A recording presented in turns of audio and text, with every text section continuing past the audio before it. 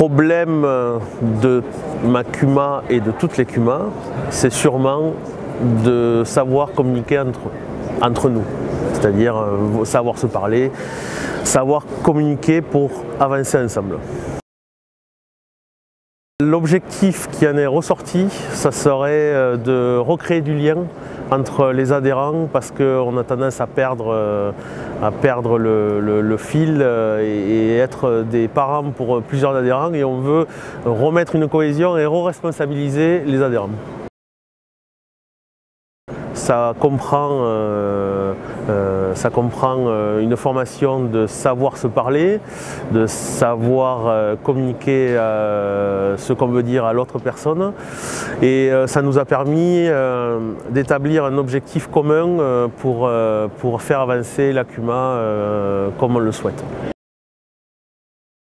On est actuellement en projet de plusieurs mesures différentes, et notamment établir une confiance récurrente sur l'entretien du matériel. Depuis l'AG de cette année, on a mis en place un paperboard dans la salle avec l'identité de la CUMA, c'est-à-dire le nombre d'adhérents, le chiffre d'affaires et la répartition en 3-4 tranches du chiffre d'affaires, de la facture et du nombre d'adhérents, ce qui permet à chaque adhérent de savoir où il se place au niveau du chiffre d'affaires, et ce qui permet de relativiser sur beaucoup de décisions.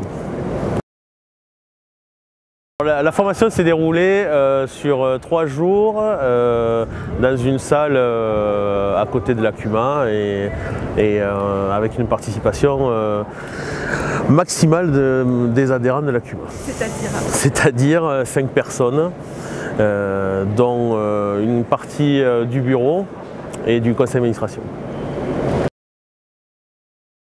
Alors, le financement de la formation s'est fait entièrement par le DINA. J'ai oublié la question.